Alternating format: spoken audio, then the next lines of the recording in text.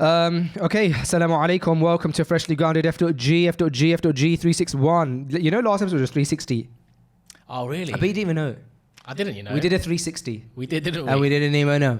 You know, people who say like, "Oh yeah, I did a total 360 and changed my life around." But like, yeah, I used to say that all the time. Did you? And then now, yeah, and then it's 180. Yeah, it's just 180.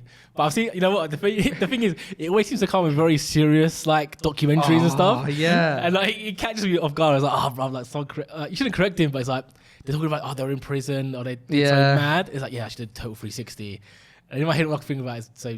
You're the same then. You're just saying, yeah. Oh man, I do that all the time. And then one time somebody corrected themselves. They said I did 360. No, sorry, I mean a 180. Yeah. I thought to myself, oh my gosh, have I been saying 360 this whole time? And so maybe 360 does work. Maybe it's like if you do maybe the connotation is that because you've done 360, you've done one whole change, or not really. Nah, not really. Because let's say you change your life around. It means you should. It means like you should see the back of my head now. I've gone the other way. Yeah, I'm the opposite way. But if I do 360, let's say me facing this way is bad. I'll just come back around and face you again. Yeah, 360 actually makes sense if it's like, oh, but he like changed his life around and then he just went back to his old ways. He's done a complete 360. Yeah, that makes sense. Yeah, but that's funny. So yeah, episode 361 then. Yeah, this is episode 361. So we're now like 1 degree extra from where we were. Yeah, exactly. If you want to put it that way. Have you seen? There's been a bit of a hoo-ha with Joe Rogan. He's Terrence Howard. I haven't seen this. No. Not him specifically. On the show, he had, you know, Terrence Howard, the actor. No. He's like, I'm not sure. He's not a massive actor, but he's been in a few things. Okay. He went on Joe Rogan, and it turns out he's like some very well-read. Some people call him a genius. Okay. Because like he self-taught himself maths and science, like elements of math, elements of science, but definitely self-taught. Okay. Right. And he came with some outlandish ideas about maths and science, right? Just like how we can harness energy. Is maths what we, you know, is maths as cut and dry as they're making it out? And it's almost on conspiracy vibe, but very well read, right? He's bringing like, you know, people who have said this in books and like actual scholars have said this. So that initial episode sort of caused a big uproar because like the what's it called? The scholarly community in the US, like the university professors, they're all like, this guy's talking rubbish. He's just like, it's not true. What was his argument? That math is so much more than just numbers. It's not like even that. He was saying things like the major thing was he said one times 1 should equal 2, right? And 1 times 1 is 1, right? But his whole thing was, I had to think about that. I was like, what does it? Even when he first said it, I was like, doesn't it equal 2? Oh no, it doesn't. And so that's part of his argument where it's like, you know, some maths he's basically saying some maths is wrong because when you think about it in real life, that's not how it would be. If you have like his argument is like you've got one thing and another thing and you times them, it should be 2. I thought about it. I don't think it makes sense. I think he is wrong. But things like that, where it's like he's trying to sort of shift the paradigm a little bit on things. Okay. And on some aspects, he's kind of right. On some aspects, but anyway, point being, he had the first episode, big uproar, just him and Joe Rogan. Now, I think last week or a few days ago, they brought on like again some sort of maths scholar or something like that, and he was being very respectful. And I haven't watched the whole thing because it's very long, but the overall like highlight of it is he basically come off like the scholar was like babying him in a way, like trying to be kind, but like the scholar was babying Joe Rogan or Terrence. Terrence Howard. Oh, Joe Rogan is just like standing. So they had Terrence Howard on back again. Yeah, back again. But this time with a maths scholar. That's right. To sort of fact check or have a debate, whatever. Yeah. And it was very friendly. Yeah. Very cordial. And the scholarly guys try not to be arrogant for that. Genuinely, I could see try not to be like, but you could just see he was just like this. Like it almost ended up as if like he was a debate. Not a debate. He's getting schooled. Just a lesson. Really? Yeah, just a lesson. But not even like in a nasty way. It was just like, no, that's not quite it. It's more. So like who was right? From what I can see, the math guy, man. The other guy, he had some interesting ideas, but it was very like wishy-washy and mashed up together. I feel like sometimes people present new ideas because they want to say something super interesting that could potentially be true. Yeah, you're right. I don't think this was the case with him. Okay, because you're saying he sounds well read and stuff, and so normally that would probably happen with people who are like just trying to draw attention. They're not necessarily well read. No, it's a good point. Yeah, that's kind of what I half expected as well. Okay, but you can tell he's spent years studying, and he believes it. He believes it. Well, respect him then. Yeah, respect, and that's what the science guy was saying. Like, I do respect what you've done. Like, you're clearly well read. Like, you've taught yourself a lot of stuff. Fair. But you've just gone wrong here and you've gone wrong there, and you jumped to the wrong conclusion. But I do think some of it was, a catalyst was maybe he wanted to get to a point where he's unlocked some sort of conspiracy or unlocked some sort of new way of looking at things. And I think like he maybe, from what it looks like, he kind of wanted to get there, but he did spend years getting there. This is going to sound really stupid, bro, and I hope this doesn't get clipped, but could you say then, to some extent, maths is a social construct?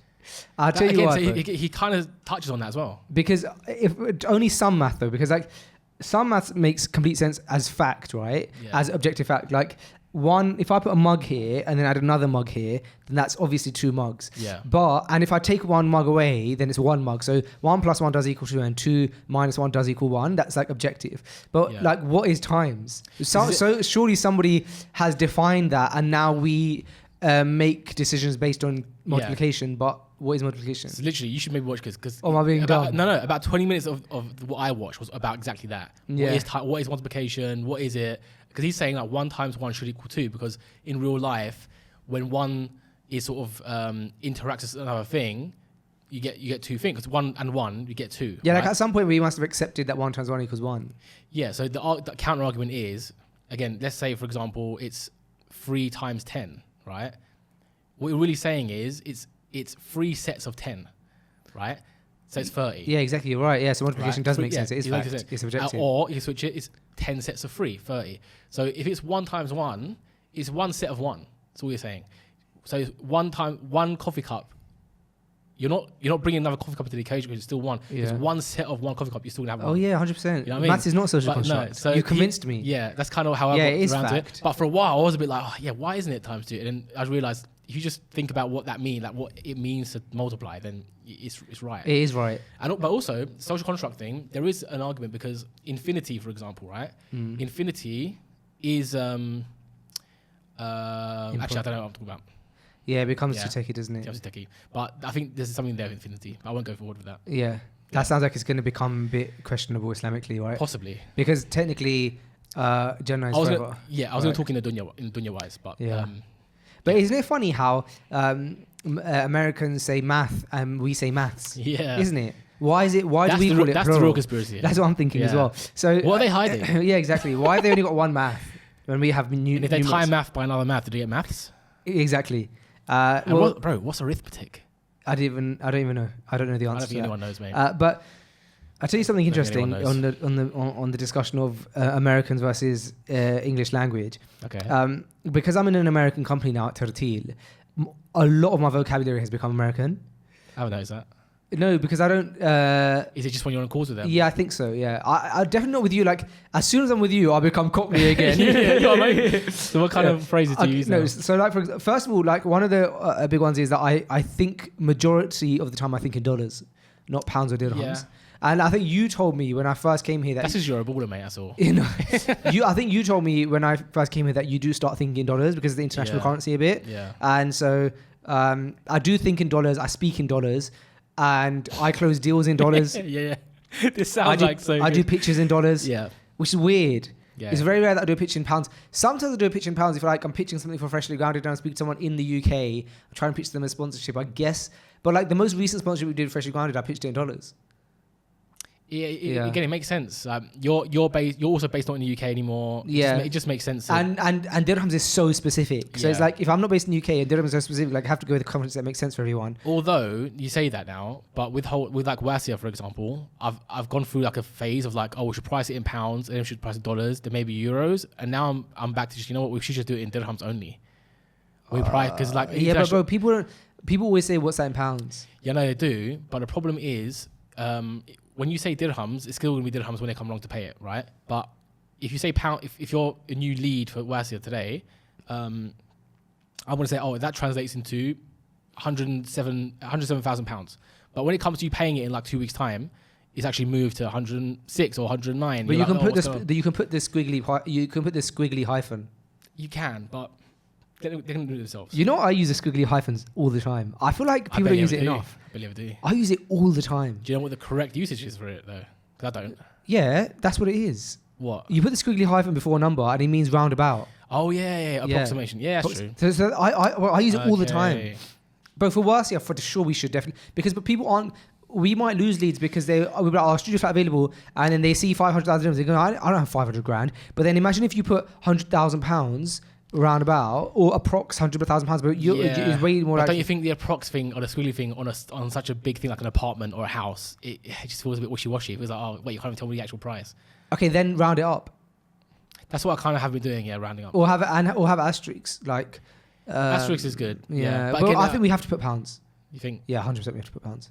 But then we think, like, again, we are targeting not just people in UK either. No, let's be honest, most of our audience is in the UK, and our buyers have mainly been from the UK. Yeah, but we do have a lot of people also not from the UK, Europe and US, Canada, Australia.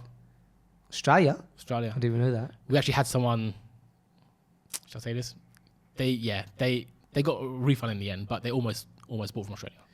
Wow. So yeah, we're definitely we're global, bro. We're worldwide. Yeah, but I do think you should put the pound. Fine, don't put the pounds, but the dollars. Dollars international. Euros, pounds, like people understand dollars. But if you say $150,000 house, that's more understandable for me as a Brit than 500,000 dirham house. Yeah, you're and right. 500,000 sounds too much. So put dollars, put pounds, put something. Yeah. But I tell you what, if you don't, I'm logging out. Fairs. So dollars I talk in.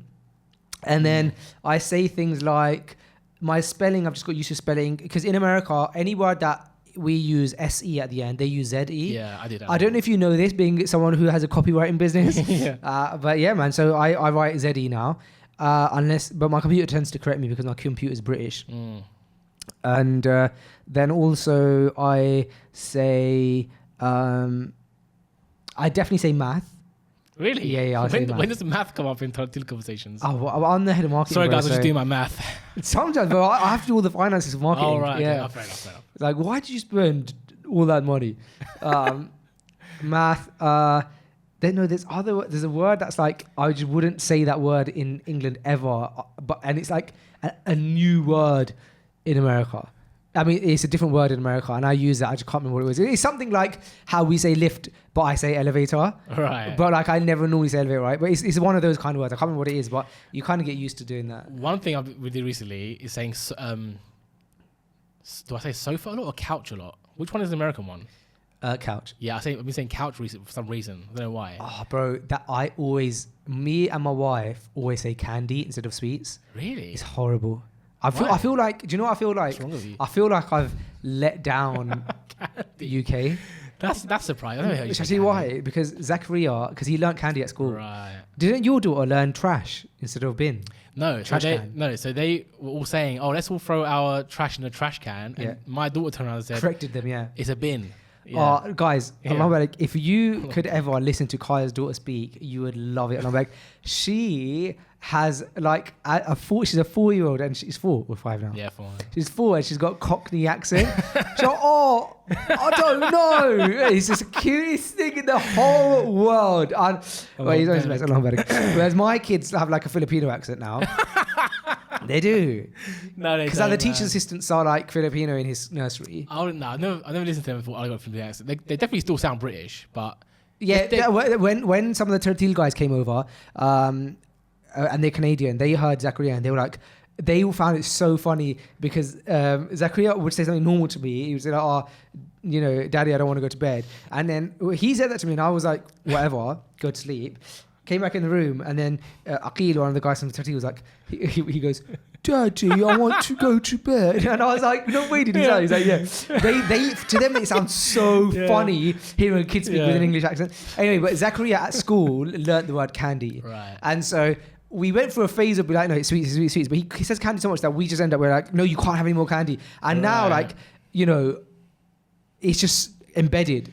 It's interesting though, which is so annoying. Yeah, we've definitely had similar. I can't remember the words. We've had similar situation with my daughter, and we have again. It's interesting because I don't know why, but we have pushed back against it. So if she has come back with the candy, but we should. But I'm not even that big of a thing on this because like I am. What am I advocating for? Advocating for it. I don't know. But so she comes back. She said it's candy. Embedded in us. Yeah, I can't remember the words, but let's say candy now and sweets. There have definitely been times, 2 or 3 times, when she come back, she said something like that. We said, oh, we don't say that, we say sweets. Yeah. But why? Like, I'm not even sure what, like, I'm not even one of those guys who's like big on being British. Yeah, anyway. I know, yeah. Do you know what I think mean? maybe So- just because, bro, look, 25 to 30 years of your life you've been born and raised in, Yeah. so it's embedded in your culture.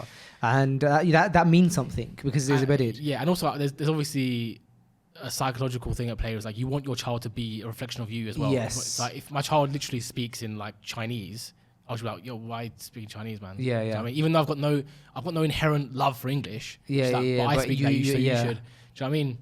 Yeah, I don't know whether that's good or bad or what, but yeah. Yeah, Do you mind breaking that down if it's good or bad or not? But I personally don't think that that's bad at all. I think like I don't like it when people erase their history. Yeah, fair. Like, and so like someone was saying to me the other day, like, "Oh, you live in this area." I was invited to this dinner with a bunch of brothers. I think someone said something to me about where I live, and where I basically live, there's a great practicing Muslim community. There's 2 masajid walking distance, but it's also a very British area, a very British community. And they kind of, I think, asked me like why I live there or something. And I said that when I was transitioning from the UK to here, going from an area where I've lived for, at that time, like 28 years of my life being in the UK, my wife had lived 28 years of her life living in the UK. Our kids had, spent 2 years of their life. To go from that to somewhere where everybody else is British, there is a level of you have still a cultural, like you feel like you're at home. And I don't think that's a bad thing, right? I don't think I need to erase my history. I was raised in the UK and I'm way more comfortable around the British accent than I'm around any other accent because I've lived there for all my life. Yeah. And so... Obviously, I'm not trying to justify any fahsha or like anything like that. I'm just saying that the fact is that that's like historically where I've lived for 28 years, and therefore I'm used to that accent. I'm used to that culture to an extent. I equally, by the way, because I've been brought up in a Pakistani household, and my nan and granddad had a very big. They had a very big presence in my life growing up, and even now my nan, who's still alive, does. I also feel extremely comfortable around Pakistanis and feel extremely comfortable when the delivery guys come, because all the delivery guys and the builders and stuff here are Pakistani for the most part. When they come, I feel like I resonate with them more than perhaps someone who's not Pakistani would. Like they come and it's like, I feel like they do straight away. Like the other day, I opened the door, a delivery guy came and he said, Pani Miliga, which means like, do you have water? Or like, can I get some water? But he said he didn't even try spit in English with me, bro. Yeah. It's like he just knew. Yeah. And so I was like, yeah, of course. And I gave him some water, right? And so, yeah, I feel like sometimes like people are like really eager to like erase their history. And I think like the fact that you wanted to change trash to bin is such a normal non-issue thing. Yeah, I think, but I might be wrong. I might be like, I don't know. People might think I'm you're brainwashed right. or something. I think you're right. That's just how I think. You're right. And By the way, none of that takes precedent over Islam and my identity as a Muslim. Like, if someone asks me like, "What are you?" I'm just one thing, and that's a Muslim. Yeah, I'm a slave of Allah. That's it, course. and that takes precedent over everything. Alhamdulillah. Yeah. It's interesting, man, and I think about this a lot, like culture, and because we've got kids with. Yeah. I'm 3rd generation British and made. I'm now living in Dubai. What does that leave me and my kids? Like culturally, what should be our culture? Obviously, again, Islam first. But I mean, like, what should we call it? Bin or trash? Should we do this or that? Should we wear this or that?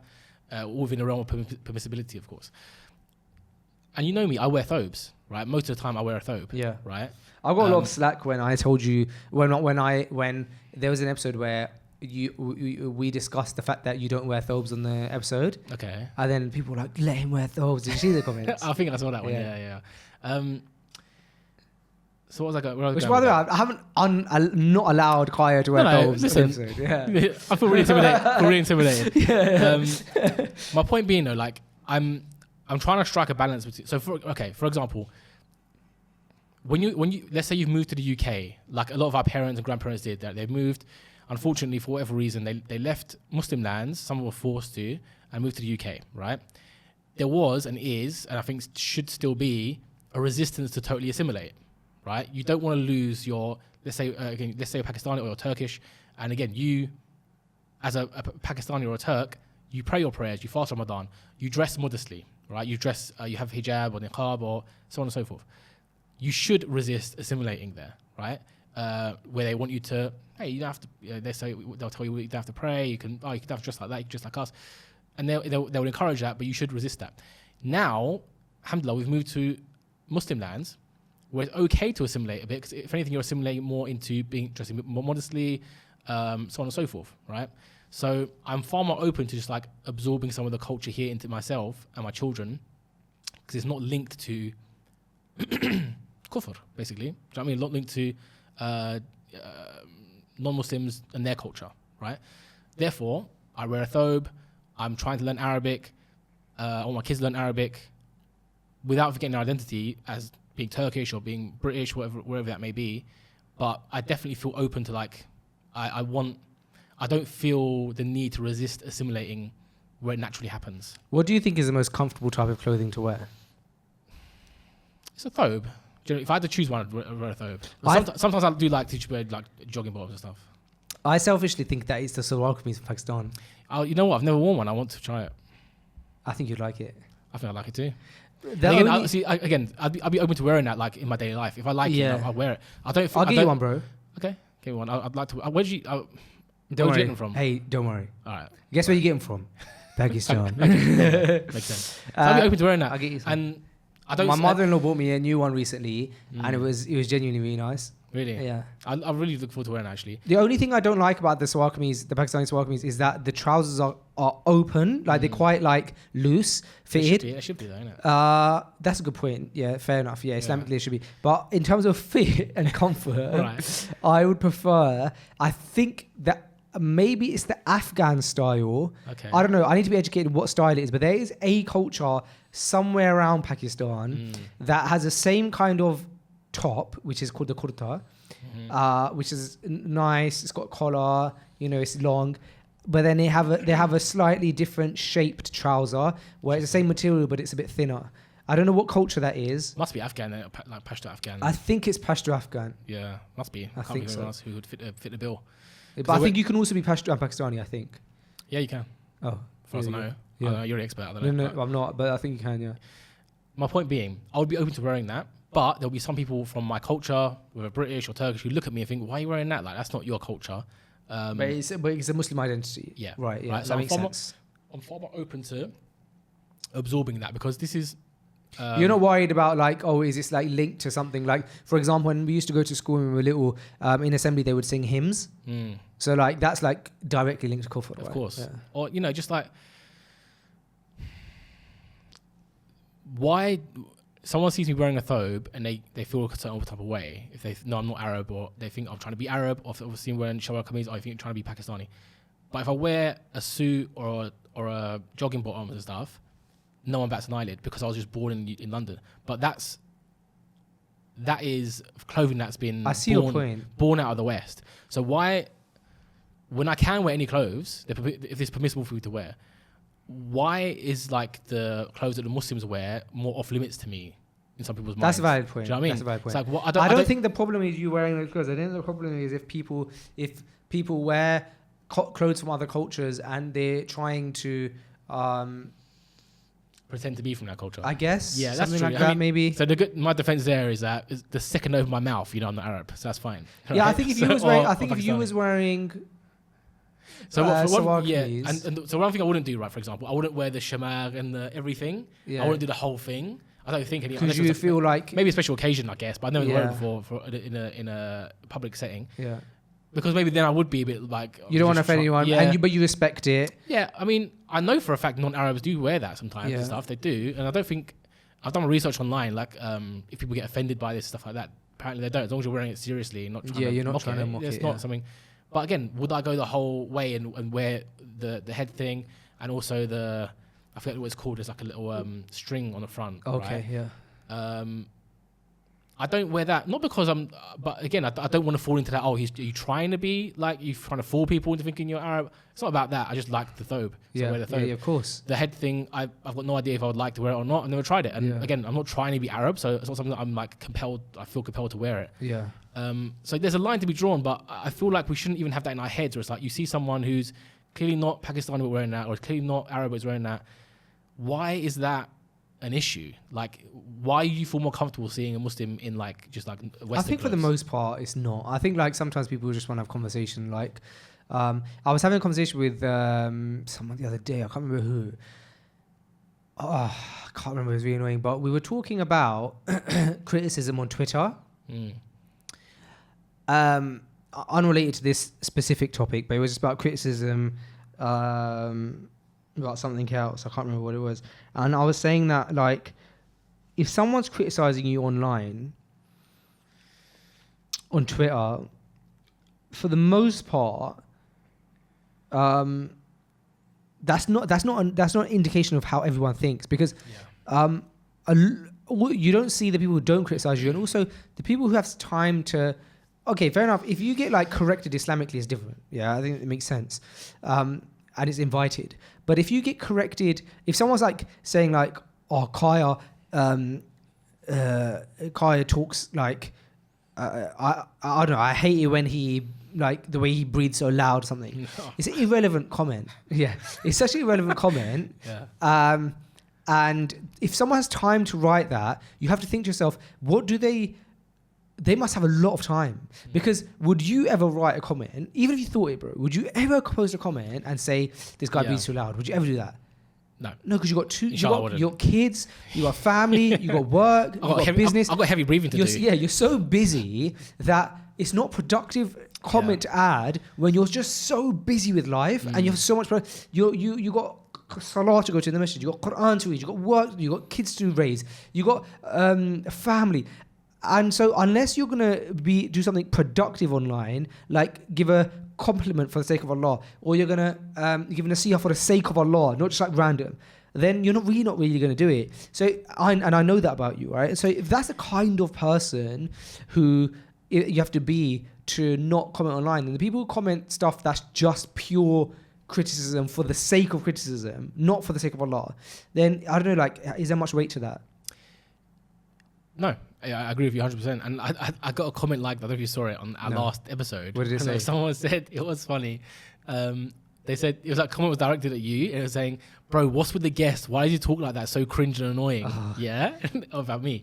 And I was like, at first it was like, what a weird comment. But then you realize, I remember someone said this a while back, don't underestimate how many kids are online. Yeah. Right? You see a comment, you immediately think, oh, that's got to be someone who's exactly my age saying that. Yeah, or someone respect. Yeah. Or this is how everybody thinks. Yeah. This person is representing everybody on the internet. Yeah. Or even like, you just forget how many children are online. This person probably 11 years old. Yeah, or even if not, bro. No, he must be 11 years old. Even if when I wrote that, one thing that you notice with Freshly Grounded is when we have a big episode, like we did have with Sheikh Asim al-Hakim, we get an influx of new followers and subscribers, and because they've never heard of Freshly Grounded before, they watch like the episode with Asim Hakim, Sheikh Asim Hakim, and then they expect, oh, this is an Islamic podcast that only interviews sheikhs or speaks only about like Islamic education and knowledge.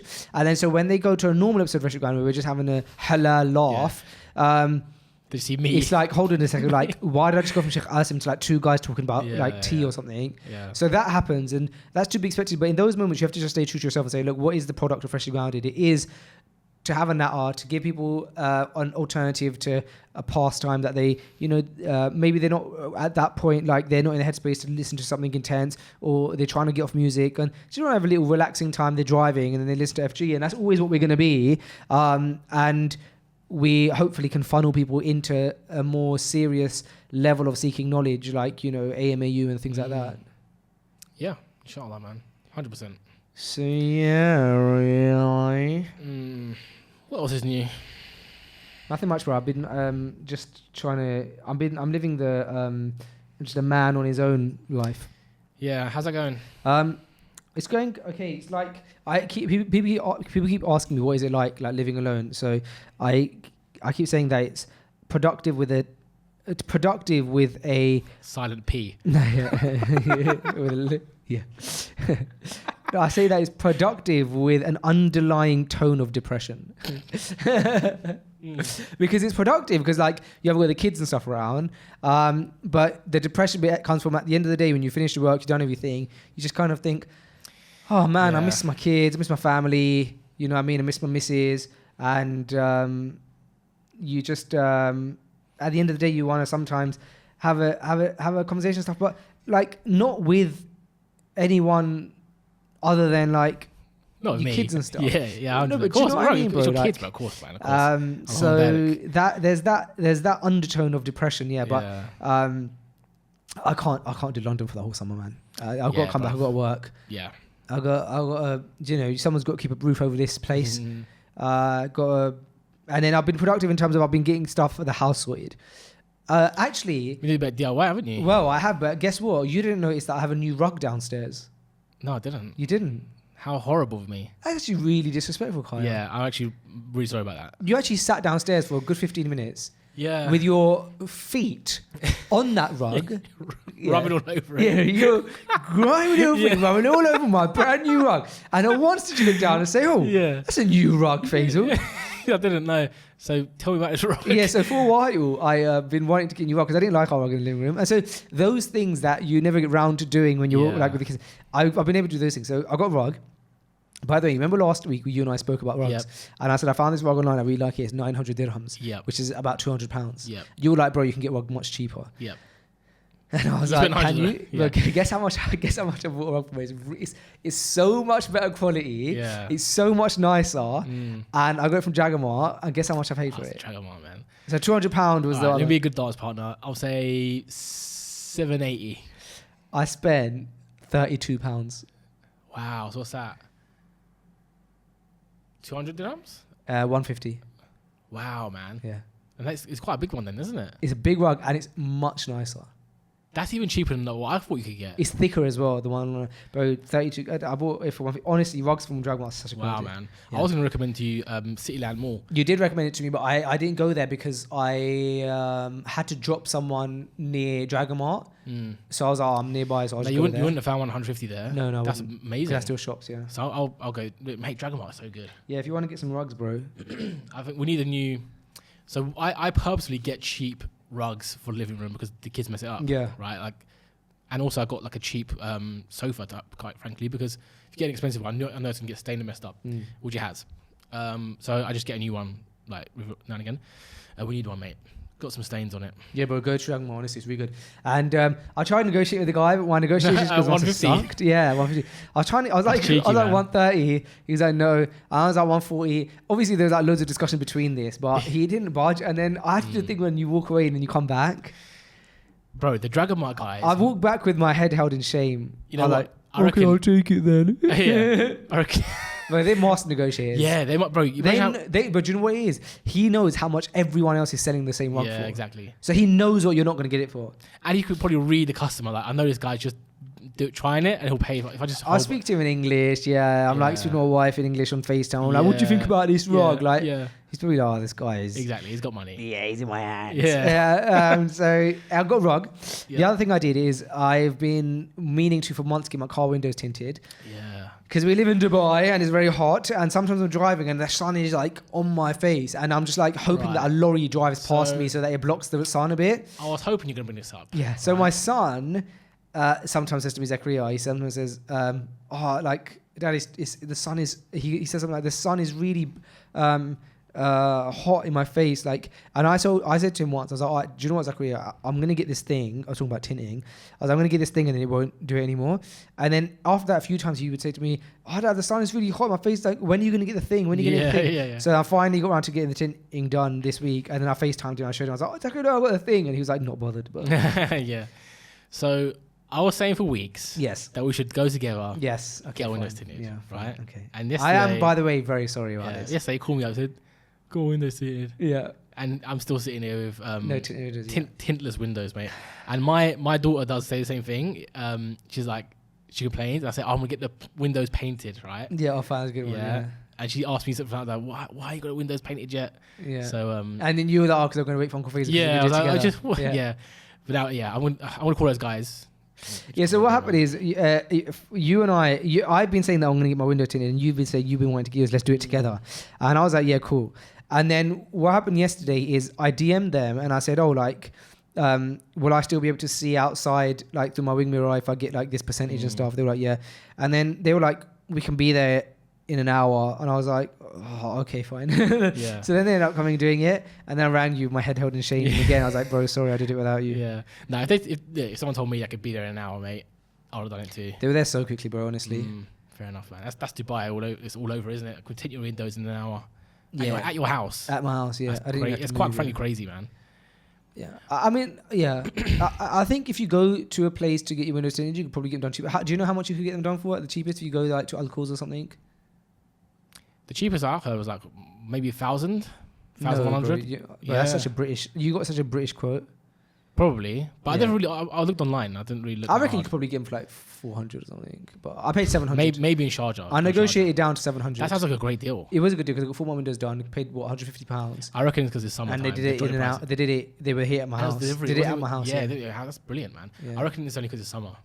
You try to do that in December. No, well, like I said, they were charging $850, and then they said, we could do it today. We can be there in an hour, and I'll do $750 for you. So they already knocked off 20 quid just by me not even negotiating. So then I was like, look, if you do it for 700, just come. And they were like, all right. I could probably go down to 650. Why don't you try that? I might just say do it for free. So they say. Try 650, bro. Say I'm not willing to pay more than 650. Yeah, next time I'm at home for a stretch, I'm gonna say, look, if you can come right now. When I say yes, then I'll negotiate price. But then you would have given them your hand because you're like, oh yeah, you can come right now. If anything, I've got them on the hook for like, oh yeah, we've got a guy. Can you come right now? We should study this, bro. Like, how can we negotiate the tinting? Bro, in fact, I might screen record and just like do a masterclass on negotiating tint. Can I tell you something really embarrassing? Yeah. I knew obviously by the time these guys came, but like for a long time, I didn't know that window tinting was just a sheet of tint that you stick on. What did you think it was? I used to think that they actually darken the window. How did you think they'd do that? I don't know. I just feel like maybe like with a special like, you know how like for example, darkener. Yeah, darkener machine. You know, like bro. That's what I thought, bro. Like a darkening machine. I thought like when you let me think of an example. Like, I can't think of a good, credible example to help you out with this one. No. Okay, then there is an example. Like, if for example you, if for example I had a flame gun, yeah. Right. Okay. You know all those things that like, people like put, and then they that flamethrower thing that they like they make the top of a creme brulee look burn. Yeah. Okay, so we're cultured. Yeah, exactly. So let's say for example you have one of those. And then you put that on an actual glass. Yeah, you burn the glass. And then and then the glass goes dark. Right. I thought it was that kind of vibe. I see.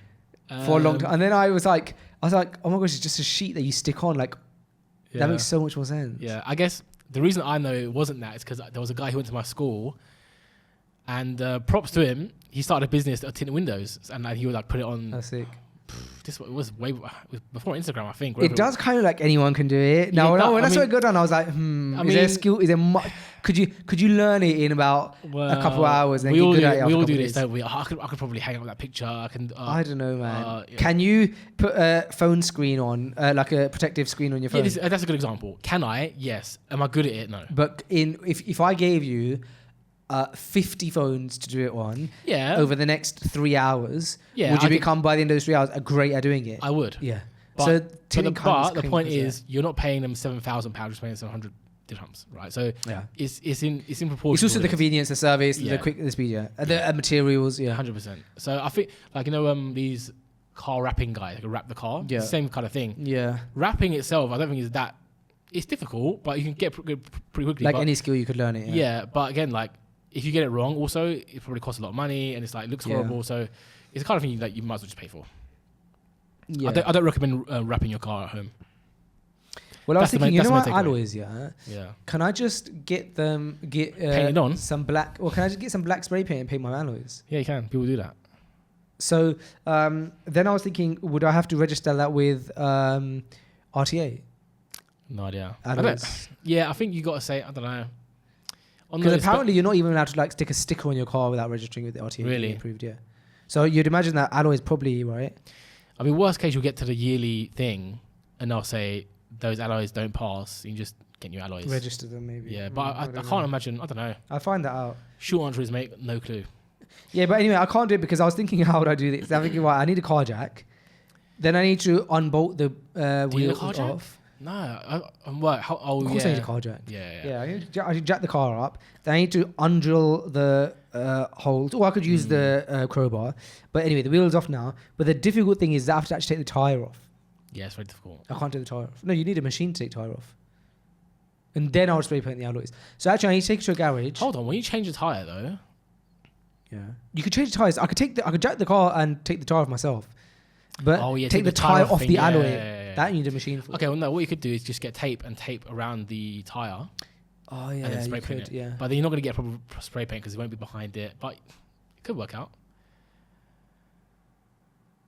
Maybe when I'm driving past the place that you get tyres changed. Yeah. Maybe if I drive past it, I can ask them like, imagine if it's super cheap. I imagine if you provide the paint, if you get the paint for it, they might just do it. Or worst case scenario, you say, look, this is what I want to do. Can you just take off I'll pay you like 100 dirham to take the tyres off. I'll lay down some newspaper, spray it, and then just wait for 20 minutes. I'll find out. But I need to find out if RTA, if anybody knows, if you want in the comments, do you need to tell RTA if you're getting your alloy, the colour of your alloys changed? Yeah, spray paint your alloys. Yeah. I think you should be fine, man. Because I was like, I would like to get some black alloys, like you've been saying for years. And then I was thinking, my alloys look great and fine. I could just make them black. Well, I'd have to buy a whole new alloys, which are probably really expensive. I curb mine too much. Yeah, that's different. So I'm gonna like spray paint it the next day. It's gone. That's a good point.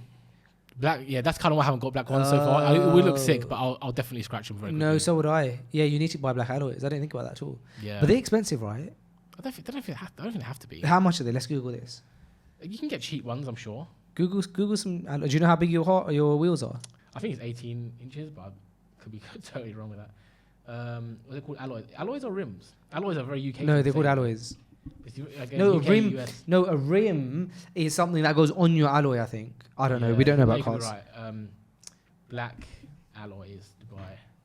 I saw a funny meme the other day of like when your friend Googles something. How frustrating it is when your friend Googles something inefficiently. Yeah. So it's like, oh, where can I find black alloys in the vicinity, please? Instead of just writing the keywords. Yeah. Okay. Price of this. That's not showing me any prices.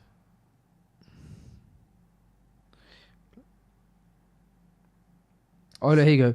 Black alloys, 1,060 dirhams. That's not bad. For like what one? Oh, it doesn't say. It doesn't say. Let me ask ChatGPT what size the alloys are in my car. Alloys. I think it's per piece, so that makes sense. About £120 per alloy, which sounds about right to me. But then there's installation cost. Yeah. Apparently mine car could have 16, 17 or 18 inch alloys, but let's assume it's 18 inch. For a set, 2,700, so it's about £500 for £500 for set of alloys, and then you're going to be paying for let's call it 3,000 dirhams, I guess. Yeah. Which is what, £600? Yeah, which is not crazy expensive. It's about what I'd expect. Yeah. £640. But also it's such a non-emergency. I could probably find cheaper as well, by the way. I would literally went on top of Google search. Yeah, it's such a argue around it, but there's no like massive benefit, life changing benefit to this.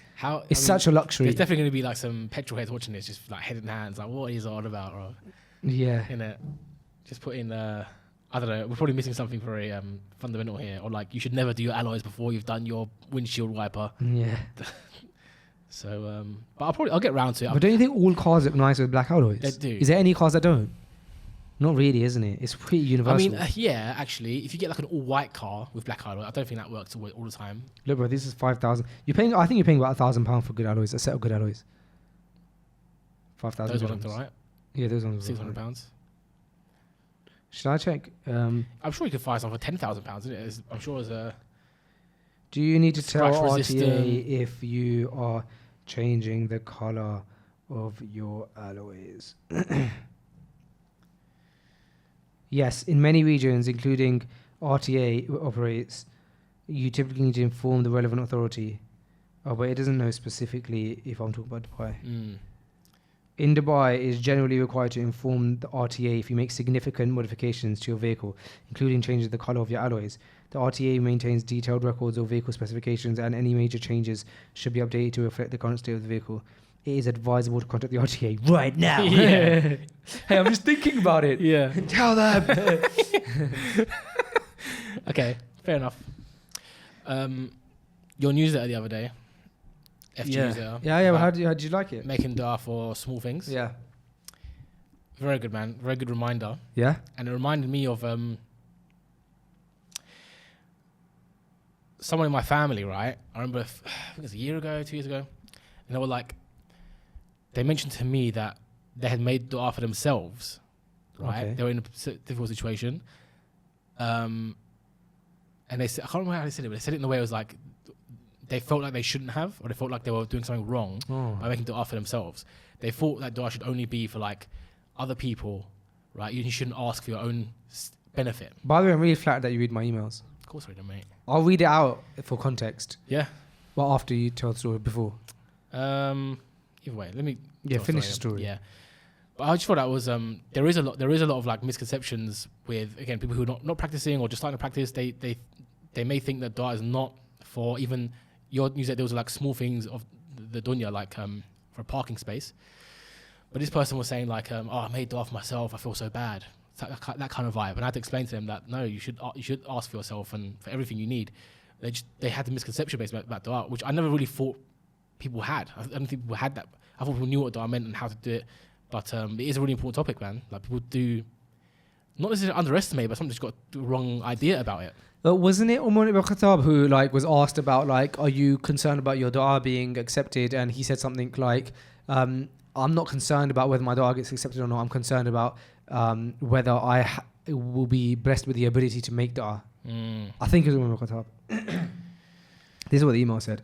I said, make dua about the small things. It's interesting actually that you've just commented on that, because a few people have told me that they like that email, and it's interesting because that email, I don't always get feedback on the emails. You combine a few good things: story, real story, recent story, and Islamic advice.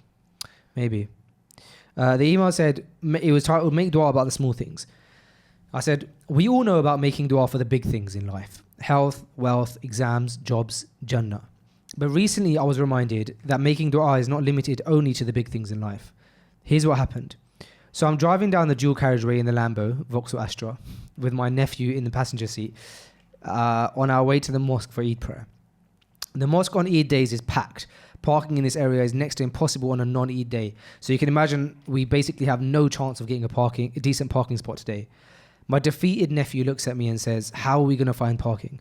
And then I did something I rarely do for something minor like a parking spot. I made dua. I asked Allah to provide us the best and most convenient parking spot. Then I looked at my nephew and I said, we're going to get the best parking spot. Lo and behold, we pull up to the mosque, and as we arrive, a space right in front of the mosque door becomes available. Not only that, but a double-decker bus blocks the entire road so nobody other than me can get to that spot. I turned to my nephew and reflected on 3 winning elements that this brought to my attention. And here they are for us all to reflect. Number 1, make dua even for the small things. Number 2, have high aspirations in your dua. I.e., don't just ask for a parking spot, but ask for the best and most convenient parking spot. Remember that Allah is capable of all things. And number 3, have belief that your dua will get accepted. And this is something that actually Ustad Yahya Rabi taught me. He was like, when you have to say, Allah will give me this. Like, you have to have this yaqeen in Allah. I think that's one thing that we forget a lot, about having yaqeen in Allah. And I turned to my nephew with full commitment. I told him that we will definitely get a great parking spot. So as I finish this email, I urge you to take time out right now to make dua for something you may not have considered dua worthy. Then, in my Black Coffee briefings, the bulletproof rundowns of news updates and caffeinated contemplations, I wrote pointless fact of the day. Honey never spoils. Archaeologists have found pots of honey in ancient Egypt tombs that are over 3,000 years old and still edible. Now, based on last week's conversation, Kaya, would you eat that honey that's 3,000 years old? Yes. You're talking to Mr. Honey. Really? Yeah, You don't even eat food that's been left out for 10 minutes. Listen, 3,000 years is nothing for honey. Yeah. You can. Interestingly, we spoke about Pakistan earlier. I get all my honey now from Pakistan. How Right. do you get all your honey from Pakistan? I'm so glad you asked about my honey escapades. Yeah. Right. Let's just say, mate, I go to my local supermarket. Okay. Right. Oh, so you get it from the supermarket. Yeah. Fine. And that's from. Yeah. Okay. And actually, I got my honey from two places. One local honey. Okay. So there's a farm here I was going to in the winter. Okay. Which is really beautiful, by the way. Wintertime, one for the kids, very, very good. Okay. And very, very cheap, organic, fresh produce from here. Okay. And they do honey. The honey is expensive, but it's local honey. So I get it from there. But also, if you go to supermarkets, it's like the honey. You've seen the honey stand. It's like a person manning these big bowls of honey. Yeah. Some of it is from Yemen and Are they Vietnam. legit honey or are they No, like they're legit. supermarket? No, legit.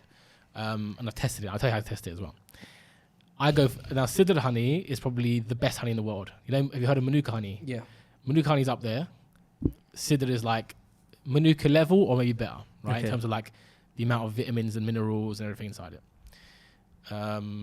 So I get Pakistani Sidr honey, and it's for what you get. And considering it's Sidr honey, it's extremely good value, and it's real. That's And it's interesting. delicious, mate. Bro, can you source me some good black seed oil? I get mine. So there's a place on the way to Morley Emirates. There's a place that cold presses it in front of you. Well, you told me this numerous times, but you've never given me any. Well, after this whole tinting fiasco, You'll think about it. Yeah. They're gonna get to see that place. Not black seed. You know how like the hadith about black seed. Do you think that the best form of digesting black seed is literally the black seed, or it's just as fine to put it into oil? Allah knows best, man. I don't know. But what do you get? Do you get the oil? I get the oil, yeah.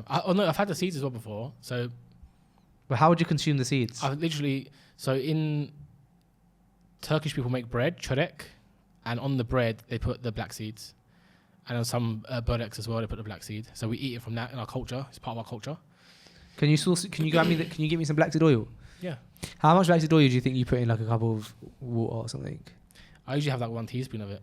That sounds like a lot. How much would you want to have? I think that you'd get like I imagine that you'd have one of those pickers. Pipettes. Yeah, and then you pip like 3 pips. Pip it in. 3 pips. You just invented a new measurement. Is that not 3 I pips. feel like a black seed would be strong. Oh, back in 3 pips. Yeah. It is strong, bro, but Fine. If you guys can comment and let us know the right amount of black I'll tell you seed how to I take my black seed in the past, right? Okay. You know, black seed ready, and interesting you mentioned honey. Black seed ready, teaspoon ready. I've already mixed so every morning, most mornings, I'll mix honey into hot water. Yeah. Right, warm water. Yeah. Distilled honey usually. And then you have some black seed. But I don't always have the black seed. I usually forget, to be honest. But when I'm going to take black seed, I'll do it this way, which is the honey water is ready. I get black seed in a thing, down the spoon, and then straight honey on top of it to like take the taste away. You're a true man, Yeah. Yeah. 3 pips.